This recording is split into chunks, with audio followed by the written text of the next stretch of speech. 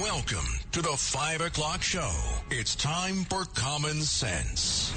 Now, it's Katz and Cosby with John Katzimatidis and Rita Cosby, standing for truth, justice, and the American way, bringing common sense to the world. Now, here's John Katzimatidis and Rita Cosby. Breaking news, WABC. And some big breaking news here on Katz and Cosby. A vigilante and other local Good Samaritans, they got the guy. An illegal migrant was busted in the rape of a 13-year-old girl in Queens. Thank goodness. And they held him down until the NYPD got there, but they recognized it from the publicity. And yeah, he had a tattoo he had on his chest. Yeah, the girl, sadly, who was assaulted. And he was a migrant. Yeah, and he was an illegal migrant and he had been with thrown a out criminal of the country record. a couple of times. Yes. And this comes, and he of murdered course, somebody in Venezuela besides? This was another case where he had murdered someone else. The case in Maryland, it comes, where a guy murdered also a woman in the home country of El Salvador. Well, so this is no one's accountable. Enough is enough, and we're going to have who else is going to be on our show is going to talk about it? Well, we have Claudia Tenney, Congresswoman Claudia Tenney, talking about that, and also the Biden amnesty deal. John, big news today on that front. Is it 3 turkeys in every pot instead of 2? It's 500,000 turkeys now in one pot. We're going to ask Alan Dershowitz about that. 500,000. What is it? Women, now spouses have been given sanctuary, amnesty. Saying all you have to do, if you're an illegal, all you have to do is marry an American citizen, and you get a free ride. Yeah, free ride, as if they don't have a free enough ride as it is. And we're going to have John Solomon. He has some big breaking news. Huge stuff. He's going to be joining us later on the show about money that the FBI knew that the Biden family was getting years ago. That's at 5:50 tonight. And Andrew Stuttaford, yes, is going to talk about the Fisker bankruptcy, the car bankruptcy, EVs. In which $1.7 billion, mostly stockholder money and government money, that went, how do you say, poof, kaput. How sad is that? Tony Carbonetti, it's shocking. I want to start a go-kart company. How much will the government give me? Well, if it's run by windmills. Well, no, I'm going to take a couple of Duracell batteries and call it an electric car. Beware the bankruptcies coming in solar cells and windmills. Beware. I wouldn't put my money in either one of those things. The same people brought you Solyndra. Now, if somebody invested in those companies through BlackRock or Blackstone or any of those people on that program, what do they call that program? Well, they're heavily subsidized. So somebody's going to be liable. Yeah. So who is liable in that case? Typically, John. Who's what? Well, I understand the investment banks themselves put so much. Yeah, they inoculate themselves, John. It's like 6 pages of legal stuff that. So the average poor investor that thinks he's going to make a lot of money on solar cells and thinks he's going to make a lot of money on windmills because, it's good for the environment. I'm going to make money and do good. That's what they tell themselves. They're being conned. Totally. It's terrible. You know what I think of? Solyndra. Big money, $535 million in 2011. Buffalo? That was the solar. That was thing the one that Obama's walking around saying this was the wave of the future. Yeah, touting it, and then it went tank. Rita, you describe him the best. Let's go to our best guy, Alan Dershowitz. We love him. Professor Alan Dershowitz, Harvard Law School emeritus professor for many, many years, and also has a great book called War Against the Jews. Professor Dershowitz, let's get to the other big news on President Trump. In his request to have the gag order lifted is denied. In other words, it stays in place. This is the quote hush money case. What does this mean? What, he can't say anything between now and what, sentencing, or how long is this going to stay in place for the former president?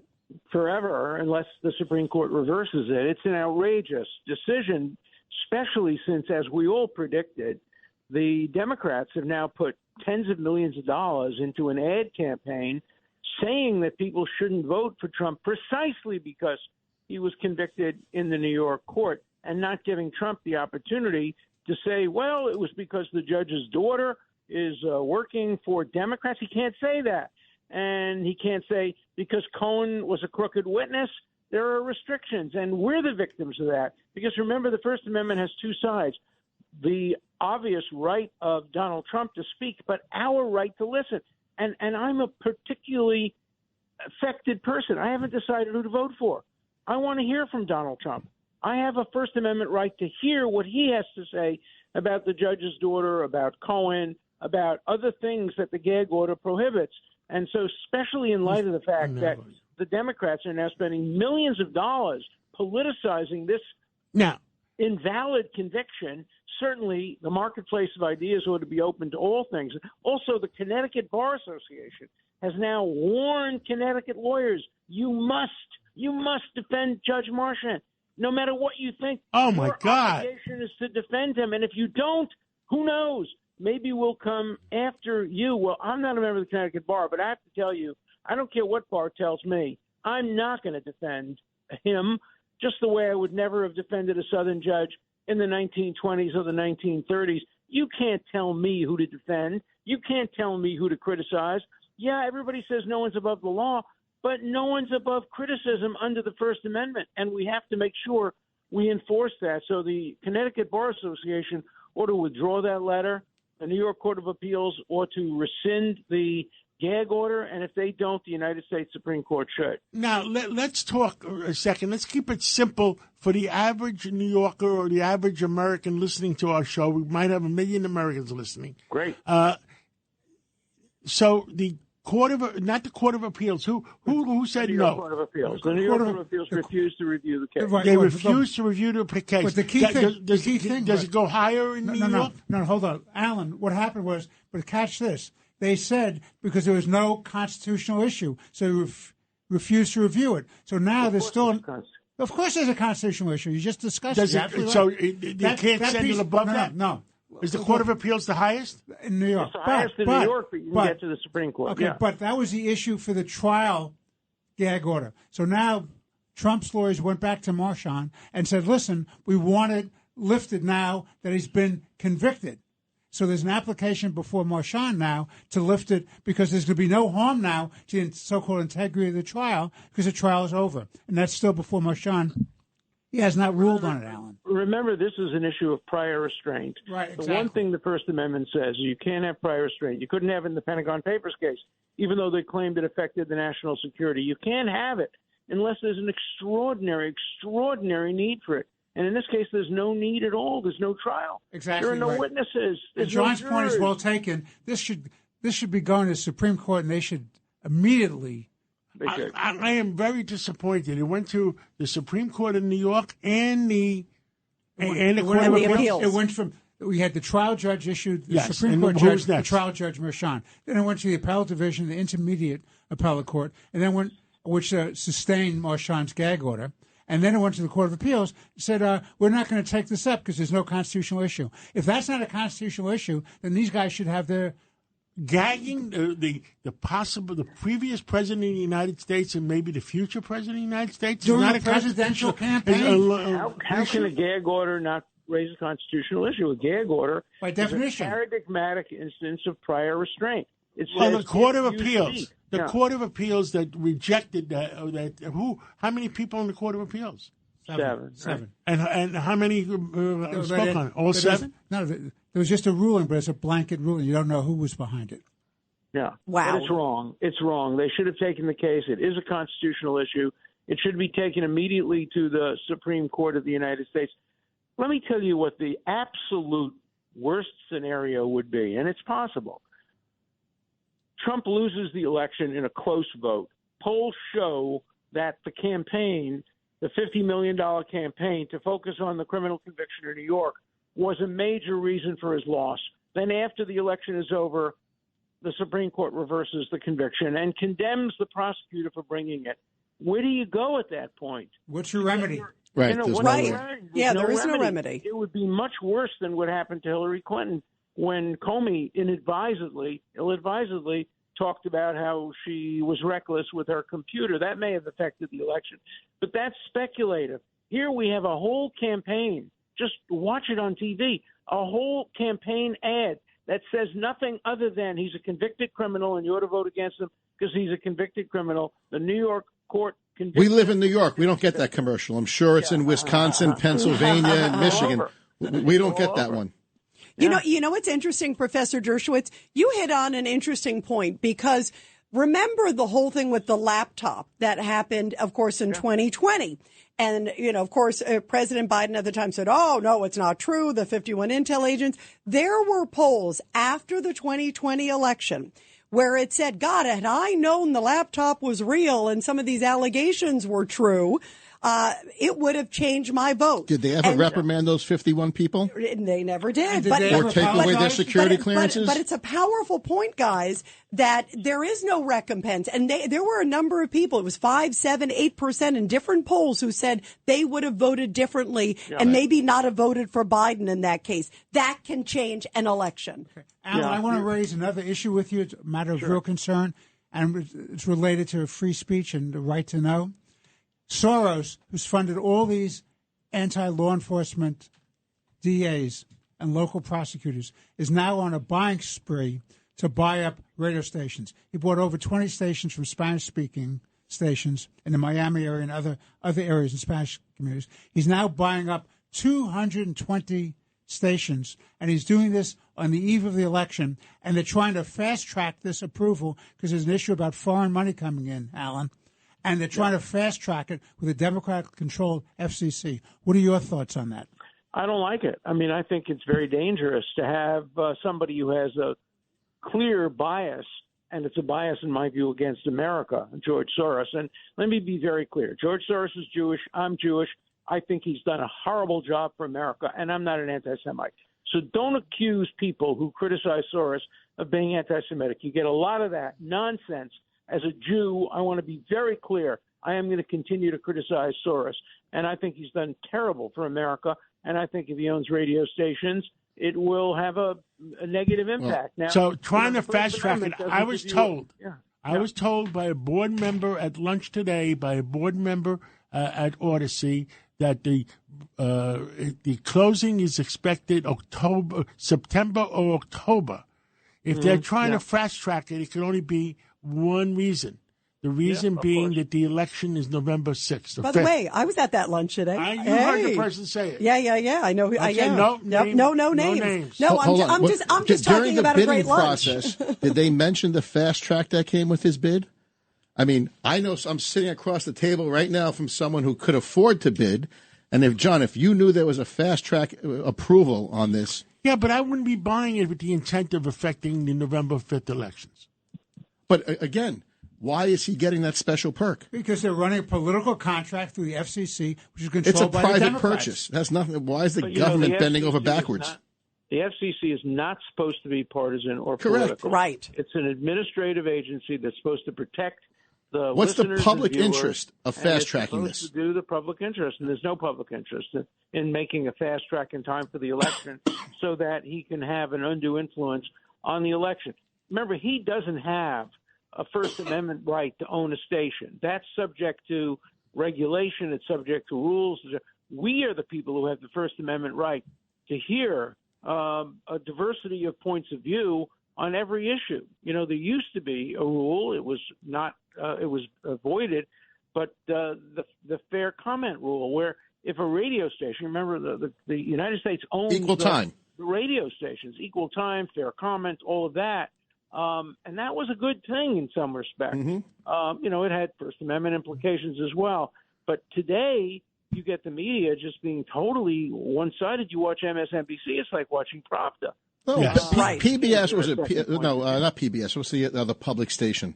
NPR? NPR only had 98% Democrats. It wasn't too one-sided. There was 2%. Professor, we have to move on. Because they're paid for by the government. Yes. They Professor. are government subsidized, and they are really Pravda. Professor Dershowitz, thank you so much. Keep fighting for our country. Thank you. Keep fighting for our country, and we'll talk to you again real soon. Right now, let's go to KT McFarland, and let's find out. Putin has met with North Korea. Yeah, Kim Jong-un. Well, let's see what happened. Yeah, let's go to KT McFarland, Deputy National Security Advisor there under President Trump. KT, what did you make of this meeting with Putin and Kim Jong-un? Well, first of all, it wasn't just a meeting, it was a summit meeting. because Putin brought all of his senior officials with him, his minister of defense, his foreign minister, a lot of other ministers. So it was an across-the-board meeting with all aspects of the senior leadership of North Korea. Now, my conclusion to all of this is welcome to the Cold War 2.0. This is what the Cold War 2.0 is looking like. Russia and China have already said they're going to have no limits to their friendship and working together. And now they've got North Korea in it. They're going to have Iran in it. And that is the new axis of evil. They're trading with each other. They're violating UN sanctions in order to do it. They're particularly worrisome is that they're training each other's technology guys. You know, is Russia going to give North Korea nukes? Is Russia going to give Iran nukes? Is China? Where are they all doing this? Now, China's the leader. There's no way Putin could have gone to North Korea unless China gave the blessing of China, because North Korea isn't really an independent country. It gets like 95% of its food, fuel, et cetera, from China. So China wanted this meeting to happen, and this is what you're seeing. This is the new Cold War, and we are so far behind the eight ball on this. We haven't even recognized it. Joe Biden just so calls these people competitors. They're not competitors. They're adversaries, and they want to upend the global order. They want to destroy the United States leadership in the world. They want chaos. So when President Biden and his guys all say, well, we want to consult with the Russians and the Chinese, we want to stabilize these crises, no, they don't. They don't want to stabilize the crises. They want the crises because that's their moment of opportunity. So, KT, we have Russia, China, and Iran as the evil empire. Are we adding North Korea to, it used to be the Troika, and how do you say four of them now? The quartet. Yeah, quartet. But I mean, I saw that in the movies. North Korea is a junior member, but they are definitely, and where they're playing this out is in the global south, in the third world, what we used to call the third world, Africa, South America, South Asia. They plan to have the United States be a has-been nation. They want to control the world power structure, and whether it's the international organizations, whether it's global trade, whether it's the technology of the future, and we've got to wake up. You know, for example, in technology, we spend now in technology about half of what we did in the Reagan administration. Our defense budget is probably, in real terms, the lowest it's been since the isolationist period in the 1930s, before World War II. Meanwhile, the Chinese and the Russians, they're on a building spree for their weapon systems. They even have weapons that we don't have. They're called hypersonic weapons.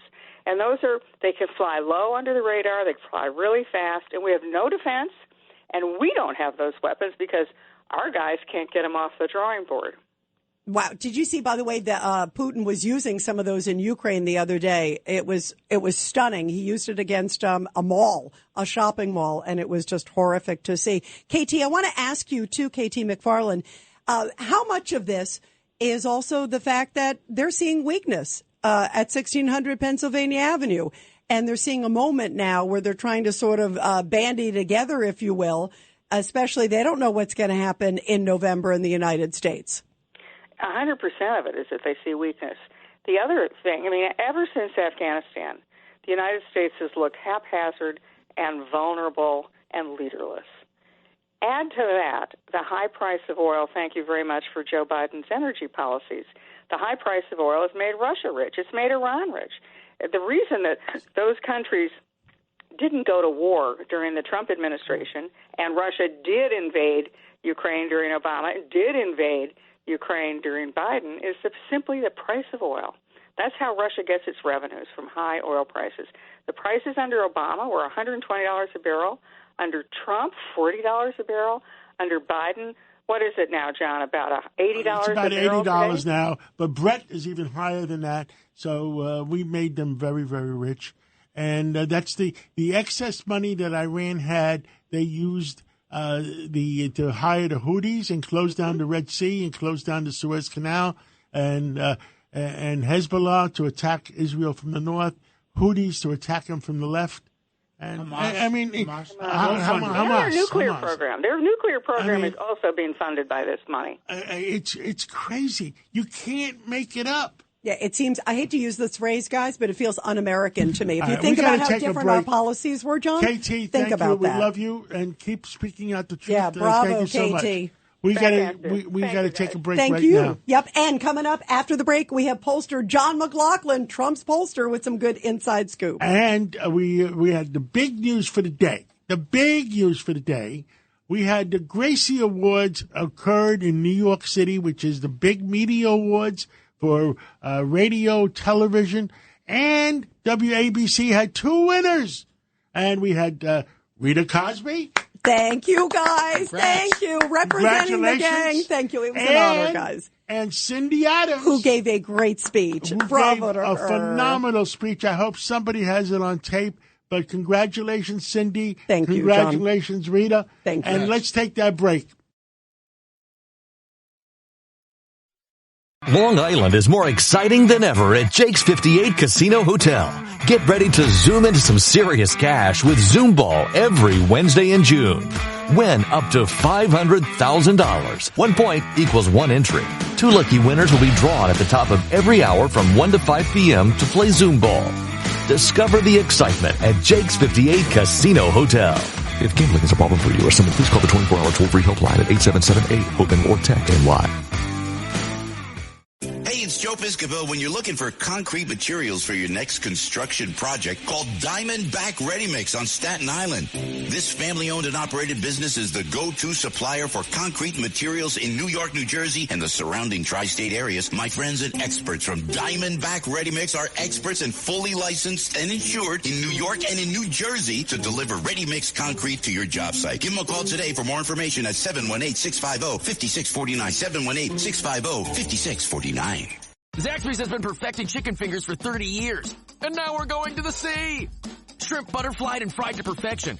And a perfect blend of Zax sauce and cocktail sauce called Zax Tail Sauce. The perfect southern fried shrimp meal. Woo, saucy. Zaxby's. A common sense recap of the day's biggest stories. It's John Katzimatidis and Rita Cosby. Katz and Cosby on 77 WABC. With us today is John McLaughlin, and he's very close to the President of the United States. John McLaughlin, tell us, what the heck is he thinking about Vice President? What is he thinking about the polls? Give us your gut feeling. Well, President Trump, when you talk about the Vice President, he wants somebody that could be president. And the polls don't matter as much as what he thinks of that person's character and what the American people would think of him. So right now, he's going to make a decision going into the convention.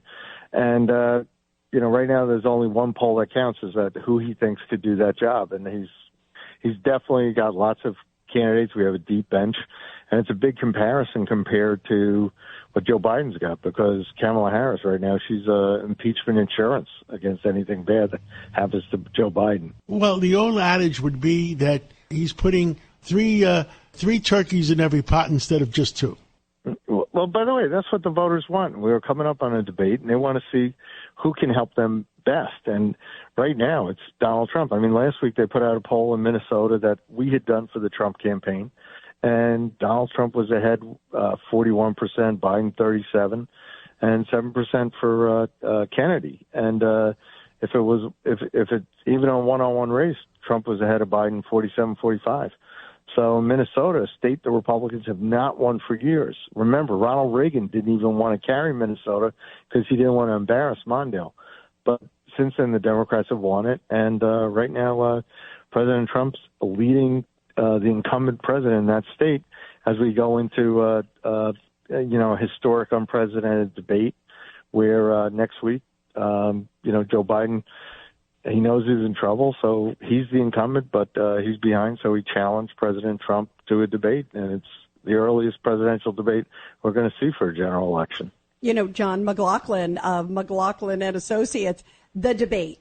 How much do you think is riding on it for both candidates? I mean, especially with Joe Biden, everyone's going to say, okay, can he last the 90 minutes? We understand they're now going to be standing at podiums, but they're also going to be muffling the microphones. The the moderators are going to not allow them to talk over each other. I think that that's a great disservice because sometimes you get the greatest moments when it's sort of the spontaneous. But how much do you think is riding on the debate for both candidates? Well, I think there's a lot more riding on it for Joe Biden. But on the other hand, I think everybody's lowering the expectations for Joe Biden. Remember the State of the Union? Oh, could he get through that? And he was arrested for that, and it was a forum that was available to him. It was the most divisive, polarizing State of the Union speech that didn't help anybody, didn't help change the mood of the country. We still think we're heading the wrong track, like 2/3 of all voters. They think the economy's getting worse, not better, 64-31. But the media said he gave a great speech, and they passed him. So now you're going into a debate where the moderators, CNN, the moderators, Jake Tapper and Dana Bash, are not pro-Trump people. No audience, and the microphones can be shut off at any given time. So, so it's all to Biden's favor, and they're going to give him breaks because he wouldn't be able to get through the whole thing. And he's going to be rested. He's spending the week before at Camp David to prepare for it. So, I think they're lowering expectations way too far for Biden. And, he's just trying to hang in there so that, he's really frustrated because the polls, Donald Trump, he's thrown everything at Donald Trump. And President Trump is still leading in the polls nationally, which we never saw in 2016 or 2020. John, before we go to a break, because we're almost out of time, he also did something today about spouses. There's 500,000 of them in the United States. The immigration. Immigration on spouses. Is that going to cause more votes for President Biden? No, because first of all, those people aren't citizens that they're trying. But on the other hand, he's trying to divert away from. Look at all the crime in New York. Look at that terrible tragedy in Maryland where the woman was killed by somebody who was here illegally. He let in the country. Look what happened when those kids were assaulted in Queens in a park just last week. And right now, what he's doing will incentivize more illegal immigration by creating this mood that you can get amnesty. And, so the border's surging. You got over 7 million backlog of cases of asylum seekers. It's a mess, and he created it. It's not going to make it any better. So, well, John McLaughlin, thank you so much. We got to move on, but we are so thrilled to have you. Keep us posted on all things Trump. Thank you. Thank you. Wow, there's some interview. Are we ever going to find out the truth? Rita, you got some hot news from Goya? It's the top news of the day, sponsored by Goya. Here's Rita Cosby.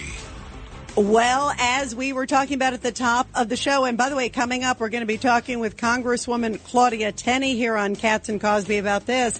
The White House has rolled out a new amnesty program for illegal immigrants, provided that they have been married to a legal U.S. citizen for at least 10 years. They also have to have been in the U.S. for 10 years or more. Up to 500,000 will be impacted and can avoid deportation as a result while being allowed to work legally. Biden claims it makes the system more fair and just. That's what he says.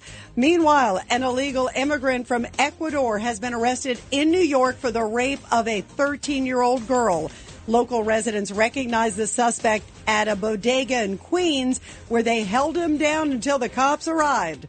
Also, the New York Post reports an immigration judge ordered the rape suspect to be deported 2 years ago. And the Senate is probing the origins of COVID-19 today. Republicans and some Democrats on the panel are trying to determine if there was a cover-up about the strong possibility that COVID was leaked from a lab in Wuhan, China. Top American scientists are being pressed about the taxpayer-funded research programs that could potentially have ties to China and also the possible man-made creation of the virus. And those are the big headlines of the day. Well, the other big headline of the day is the White House is claiming that the videos are cheap fakes. Of Biden I want to freezing. know, listen, I don't care, but I want to know the American people are entitled to the truth. Is the White House correct that they're fakes? Or is everybody else correct that they're not? Well, we're going to talk about that later on in the show, John. That's a hot topic. We're going to ask on that one. Well, we could talk to Tony Carbonetti for Jon starters. Stewart the other night said 6 or 7 people in the White House said, behind the scenes, Biden is the most vibrant, works 20 hours a day. He's so with it.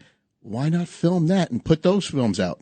Yeah. All we see are these of him stumbling and falling and shaking hands with nobody. But why if he's are they vibrant and working 20 hours a day, put that video out. So who made the mistake? What did Fox say? Did Fox make the mistake? No, what they are saying, John, is that they're taken out of context because some of the videos, like where he's standing there, remember where he's being led away by President Obama, that did happen. And Obama has his hand on his back and kind of pulls him. You could see him. Pushing him with him. Exactly. And what the White House is saying is that, well, they're good friends. He was just leading him. It wasn't like he needed to be led. On the other hand, it looks like a feeble man who needs to be led. What was the excuse for pause? Right. Well, they're saying he was thinking. He was thinking. No, he said says, pause. Unedited videos of Biden cheap fakes.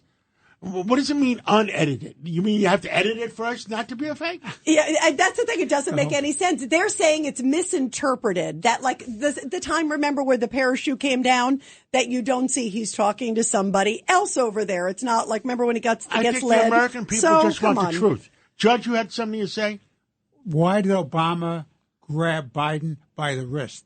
You saw that? Yeah, you see it. You see it. You see it. And the White House put it up, John. That's you right. see it. You see him. And the reason he grabbed him by the wrist because he saw that Biden had lost it, so he takes control of the man. That's what you do when things aren't going well. Exactly. Come with me. And then, come with me. He took him by the wrist, started walking, and he put his arm around him and made it look like it was chummy. They were chatting each other out. And it makes him look feeble. All I know is this man, if he's sick, then his wife has to say something. Yes, for the good of the country. For the good of the country. No, Judge, you do that twice. About the good of the country. This is all right, about let's holding take on that to break power. right now.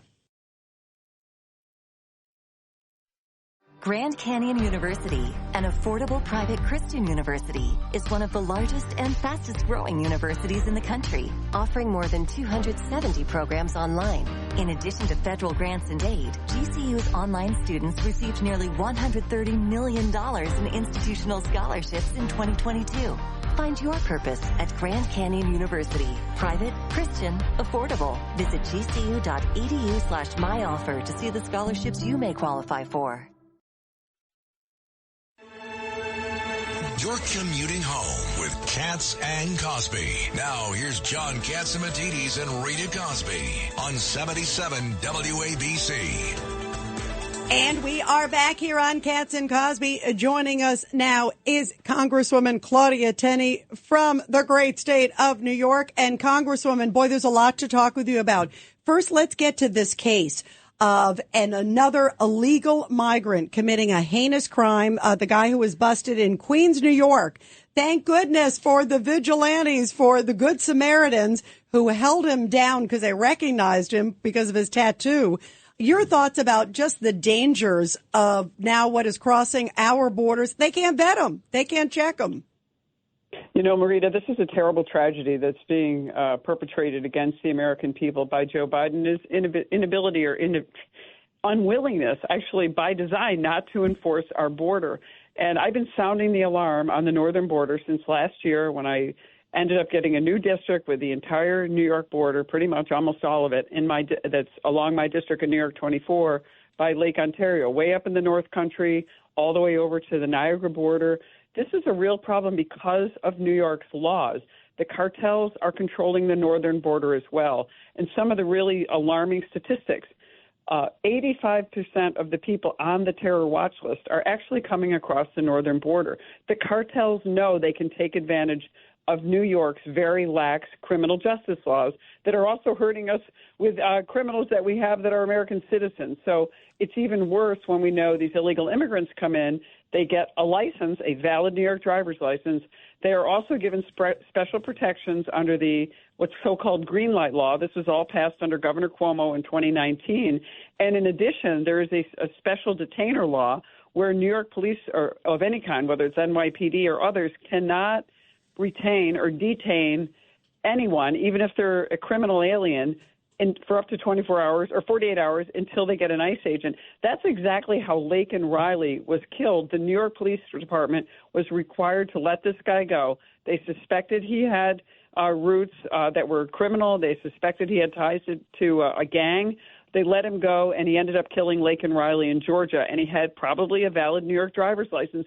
Sadly, Rita, this is going to be the order of the day. We're going to see more and more Americans feeling threatened by having these people in our communities. I'm not saying, look, we've got a lot of good people that are legal refugees who have come to our country. My grandparents came here to this country. They sat in quarantine in Ellis Island, though, by the way, to make sure they didn't have any communicable diseases before they were even allowed to enter. They didn't get any services. They took minimum wage jobs in order to work. And so I'm just saying we have got to really be careful. This criminal justice system laws in New York are really causing harm to New Yorkers. And then allowing these people to be released with a valid license, they can go anywhere. And this makes New York truly a border state when we are giving, special privileges to illegal immigrants. Yeah, before we let you go, also Biden announcing the speeding up of the residency for 500,000 migrants, making it easier. Your thoughts on what is the objective Are here? they giving them voter registration cards at the same time? Probably. Hi, Mr. Katz. How you doing? Good. Always great to be on with you guys. Well, of course, this is part of the design. I used to think it was cynical to say the Democrats are opening our border to get voters in, but we found evidence that it's not necessarily cynical. It might actually be true and is likely true. But the problem is, think of the people, and there are millions of them, who want to come to this country legally. They're being put in the back of a line from people who broke our law to get here in the first place. So this is a real problem. And when we have no rule of law, we have no order, we have no decency to really recognize people who want to come here to live the American dream and to actually live up to our laws, the very, very careful way our Constitution was worded to protect individual rights, to protect freedom, and to encourage self-governance.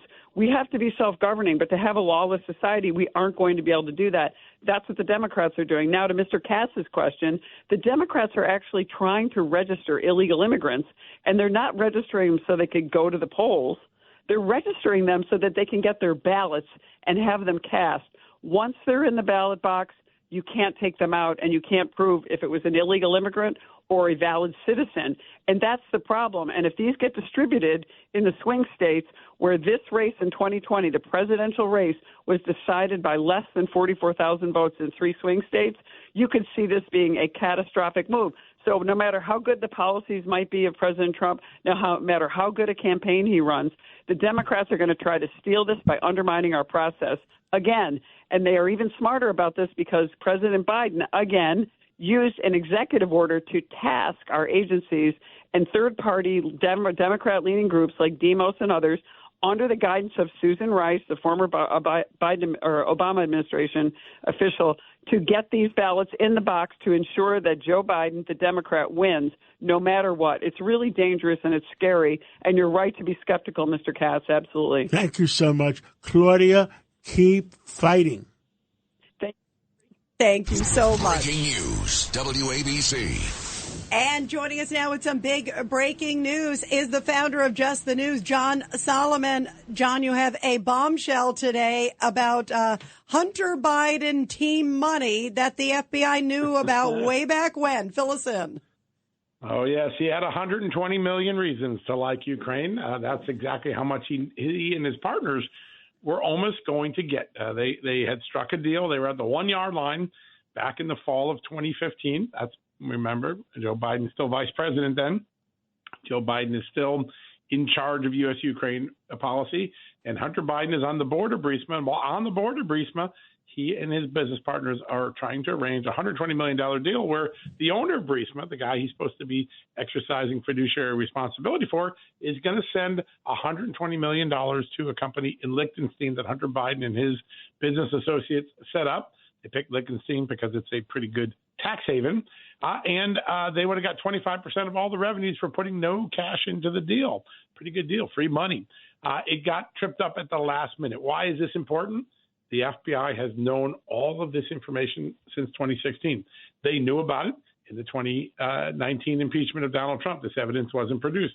They knew about it in 2020 when the intelligence agents were fakely saying or falsely saying that Hunter Biden's laptop was Russian disinformation. They've known about it all through the House impeachment inquiry of Joe Biden. Nobody got these documents. We got these documents, 3.39 million pages of documents from the FBI.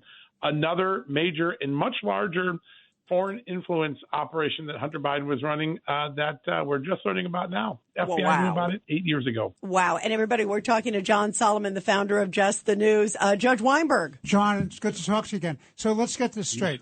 So they have an impeachment proceeding against President Trump for making a phone call to get them to look at corruption involving the Biden family and the Ukraine government. And they go after Trump on this, and they drive the country into a disaster zone here. And yet, the fact of the matter is, all of this could have been stopped because it was known by the FBI back in 2016. Is that what you're telling me?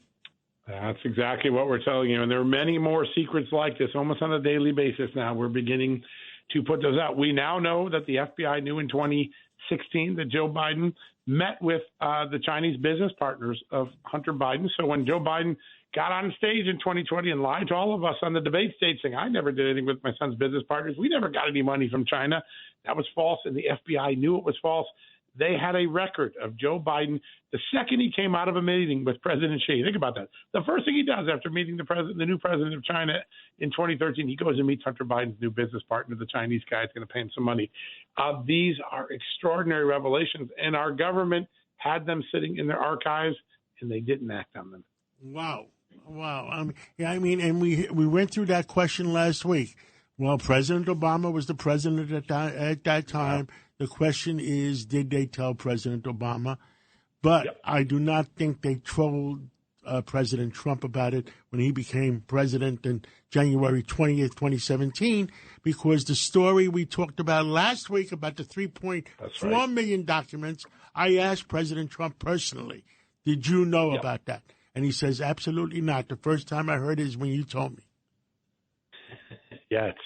Listen, there's a lot of secrets in here. We're going to show people in the next few days a meeting between President Obama and Hunter Biden that occurs about 4 or 5 days, I think within a week, of Hunter Biden getting a subpoena in a criminal case. Boy, that's an interesting moment to be hanging out with the President of the United States. What did Barack Obama know? When did he know it? Is a very important question. We're going to dig into that over the next few weeks. Yeah, because do we have any evidence at all? What's if Obama knew or if anybody else, knew? I mean, this is when you hear that the FBI had this, we're assuming that maybe he didn't know. What do you think? Every intelligence expert that I've talked to, deputy national security advisors, former DNI officials, former CIA officials, former FBI officials, they all say the same thing. It is improbable, if not impossible, that Joe Biden and Barack Obama weren't giving what are known as defensive intelligence briefings, meaning Hunter Biden's contacts were so controversial. A guy who the State Department considers corrupt in Ukraine, a guy that Romania considers corrupt in Romania, a Chinese guy that gets arrested in the United States for corruption. There's almost zero chance, these experts say, that Barack Obama and Joe Biden weren't giving multiple defensive briefings from intelligence agencies. This is a job Congress has to finish. Jim Jordan and James Comer have been talking about getting these documents. They recently sent a letter. It's nice to send a letter, but how about a subpoena or something more aggressive? This is a very important question for the American people. Imagine if Joe Biden knew that people some were dealing with, the Intelligence Committee were concerned about, and he continued to meet with them, continued to do the calls, the Cafe Mulattoes. That would be a very important piece of evidence for the American people before they vote. John, it's Tony Carbonetti. So you're saying President Obama overlooked these briefings and these intelligence where they would say, look, we have to take a further look at this because we know that these meetings took place. He overlooked this strictly because he felt Biden could beat Trump. Well, that's a question we don't know yet, right? We don't know if they got a briefing. All the experts say it's impossible he didn't get a defensive briefing, right. But we don't know that yet. All the experts say, given the circumstances, it's impossible if they wouldn't. But we got to go get the evidence. That's what we're digging for right now. Go get it. Yeah, absolutely. Well, John Solomon, thank you very much. John. Keep us posted. Big stuff. We shall. Thank you so much. Thank you. That's really hot news. Really hot news. And really you would think he would know. Obviously, they get the briefing. Someone briefs you about that. There's even hotter news coming after the break. We have with us Andrew Stuttaford from National Review that Fisker went bankrupt today, the electric car company. $1.7 billion was put in there between government money, stockholders' money, and it all went poof. You'll learn more about it. Just stay tuned. Let's take that break.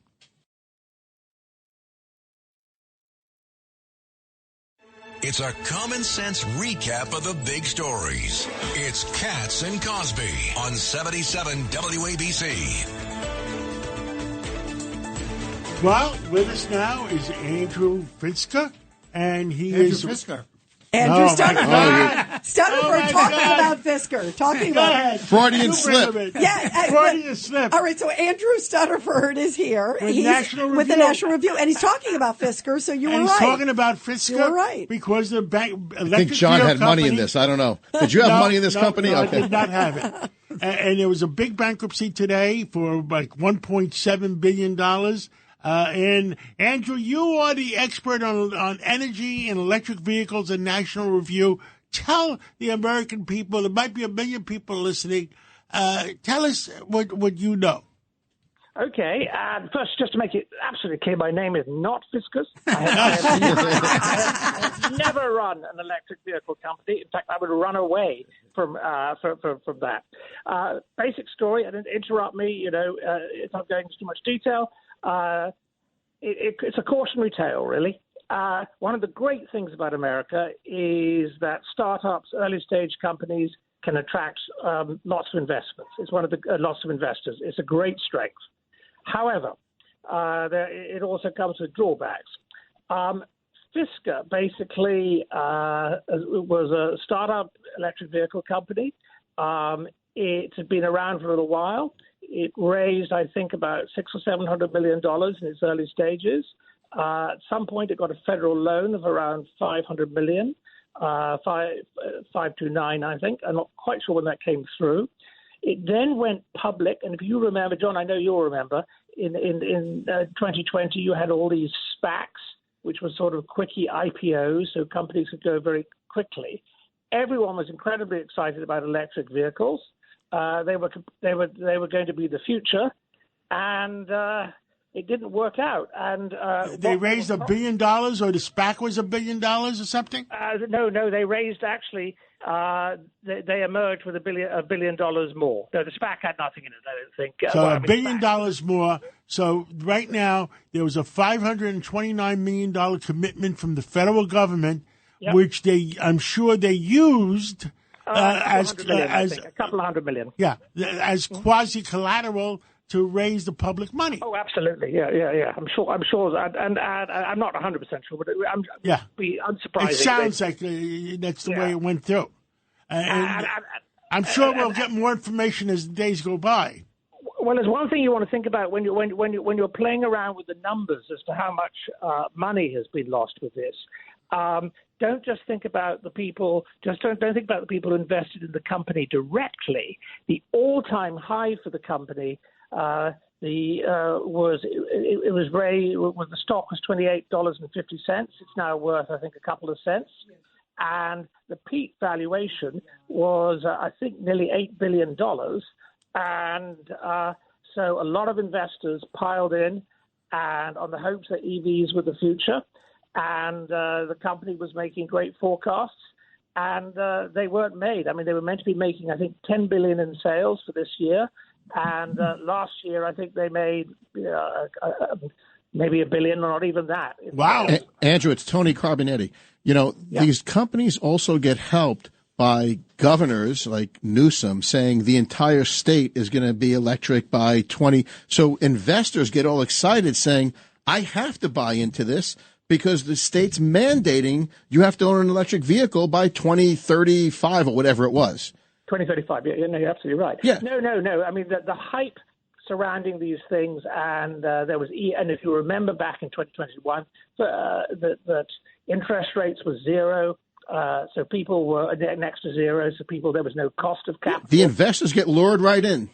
Yep. They were suckered in. They were told this was the absolute. No, not. I like your word better, suckered. Yeah, suckered's a good way. Yeah, but they were told this was the future, and then you had the Newsoms of this world coming in, and no one really stopped to ask if these cars were so great. and everything was so great, why were people having to be forced to buy them? You know, I've never seen Don't start asking crazy questions now. Andrew, one more question. I mean, you're the energy expert, and we haven't talked about this. The people that under the ESG craze that some of the hedge funds are selling for solar cells and windmills, and those things I've been told are fraud. They're never gonna pan out.